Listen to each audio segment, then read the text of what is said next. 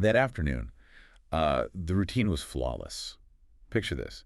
An older man, successful, very established, leaving his comfortable home in the rehab district. A secure area. Totally secure.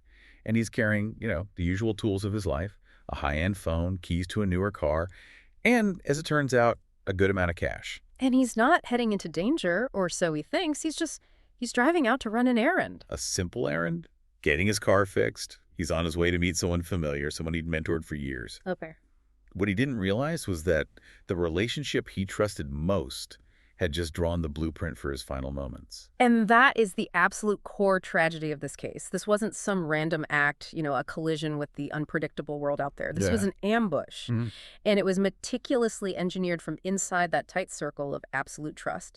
The planning, the execution, the disposal, every single move was based on the victim's total belief in his longtime associate. The fatal mistake here wasn't carelessness, it was intimacy. So in this deep dive, our goal is to trace that precise sequence of events.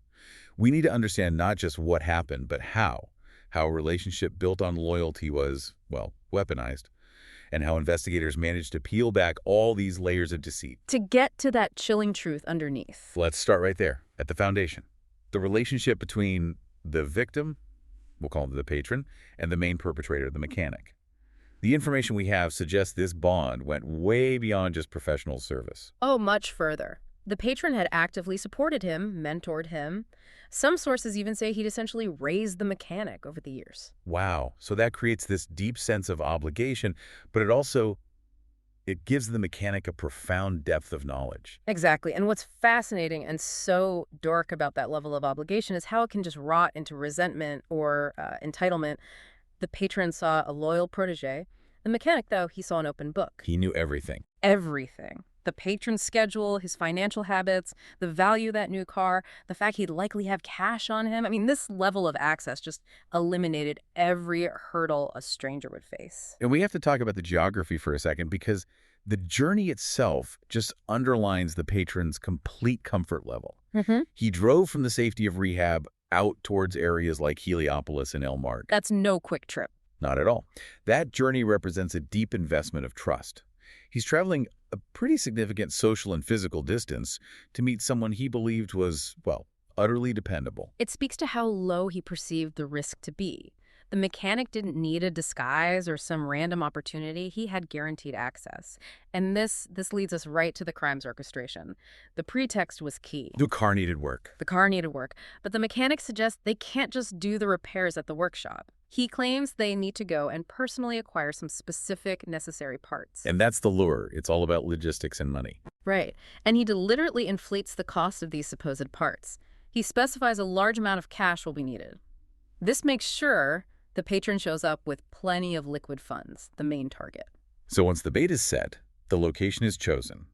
Damascus Street in Heliopolis, a famous, incredibly chaotic hub for auto parts. And this is where the accomplice comes in. The mechanic coordinates with the owner of a parts store, the dealer, who is completely in on the plot. That's the crucial second layer. It wasn't just the mechanic. It was a second established business owner. So the patron drives into this bustle on Damascus Street, completely unsuspecting, heading straight for two men he trusted. And he arrives at the dealer shop. And this is where the precision planning just takes over. The interaction at the store, it was pure choreography. Just a performance. A total performance. Swift, superficial, all designed to look legit. The dealer produces some generic parts, the patron hands over the cash, and boom, the first goal is met. They've completed the charade. But this is the part I find tactically so strange. If the goal was just the cash and the car, why bring in a third person after the deal is done? I mean, the dealer then announces he has a sudden detour. Asks for a ride. Yeah. Asks the patron to drop him off down the road, asking to ride along in the new car. That's an excellent point. It introduces a massive, unnecessary risk. I mean, the simplest plan would have been for the mechanic to handle it alone once they were away from that busy street. Yeah. The details we have imply the dealer's involvement was critical for the execution, which suggests maybe one person wasn't enough to overpower the victim. Or perhaps the dealer's presence was needed to guide the car away from the area without raising suspicion. Whatever the reason, the patron, having total faith in both of them, just agrees. No hesitation. And that momentary agreement, it seals his fate. The second they drive away from that crowded street, the efficiency of their actions is just chilling. It becomes clinical. Clinical efficiency, born from planning.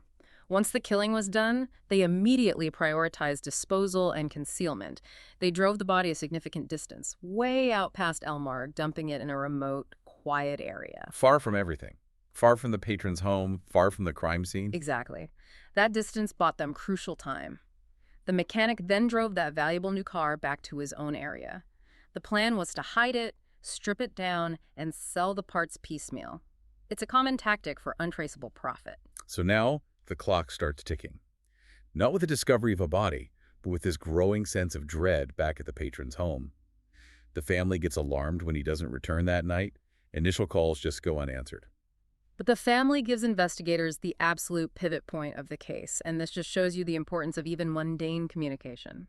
Before he left, the patron had called his son. What did he say? He explicitly stated he was going to see the mechanic, his decades-long friend, about the car. That one call immediately narrows the focus. Police quickly confirm it. They check security footage. The patron in his car left rehab but never returned. The mechanic is now the sole focus. The question then becomes, how prepared was he for that scrutiny? Well, he was prepared with an initial alibi, which is, often the first thing to crack. Of course. When they question him, the mechanic claims they bought the parts, but then the patron suddenly postponed the repairs. He says he asked to be dropped off somewhere on the busy ring road, and they separated. Just walked off alone. On the ring road. Walked off alone. It's a flimsy story, and it didn't hold up for long. The instability was immediate. Under even mild questioning, and just asking simple logistical questions, the story started to splinter. He offered a third version, then a fourth. The classic sign of fabrication. He couldn't keep his story straight. Not at all. Meanwhile, investigators turn to the dealer, the secondary contact. And initially, he sticks to the script. He claims the patron bought the parts and left his shop alone right afterward. So you have two matching lies, which can sometimes look like the truth. It can. But the police knew something was missing. And this is where their work truly shines. They focused intensely on getting surveillance footage from Damascus Street itself. Which must have been incredibly difficult. That area is chaotic, bustling. It would have taken significant effort to find viable video from the right angle at the right time, but that persistence paid off. The footage they found was the decisive, unassailable turning point. What did it show?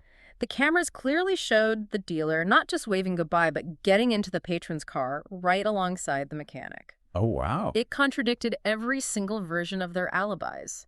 Their coordinated story was just demolished by indisputable video evidence. And the psychological pressure of that, of seeing yourself on camera when you've built this entire lie? Yeah. It must have been overwhelming. You see it all the time. When fabrications meet physical reality, the walls just come down. Both the mechanic and the dealer confessed. They admitted to the planning and the execution of the murder. Which brings us back to the ultimate question we raised at the start. Why? These weren't desperate men. Not at all. The sources stress this. The mechanic had a steady business. The dealer owned a successful shop in a commercial hub. The motive wasn't survival. It was pure excessive greed. Greed for the cash and the new car. A greed so intense it completely overshadowed decades of loyalty and morality. It seems the patron's generosity wasn't seen as a gift, but as an open vault, a vault to be looted. This case really offers a chilling synthesis of cause and effect. The catastrophe wasn't caused by a lack of security gates or alarms. It was caused by a completely open, porous relationship where financial boundaries were, well, non-existent. The patron's lifetime of trust and generosity created the perfect vulnerability. So what the investigation really highlighted is that intimate knowledge is the ultimate tactical advantage for a perpetrator. It is. I mean, if you allow someone, even a close, long-term associate, total access to your complete financial status, your wealth, your routines, your future plans, that transparency can be perceived as an invitation. The findings here force us to redefine where the true security risks lie. This successful man was betrayed and killed by the person he had supported for decades. It tells you that the threat of this deep, intimate betrayal isn't limited by social standing or professional success. This case serves as a stark reminder that even within our closest circles, caution is warranted. Those boundaries we maintain. The boundaries we maintain are often the only thing separating privacy from extreme vulnerability. I mean, think about it. If the person you helped raise is willing to commit murder over your assets, then the standard for extending absolute trust has to be fundamentally questioned. So the critical takeaway here isn't paranoia, but wisdom. It's about asking yourself, Hmm. what specific, detailed information about your income, your assets, or your routines do the people closest to you actually possess? Because in this betrayal, that knowledge didn't foster loyalty. It provided the precise roadmap for the crime.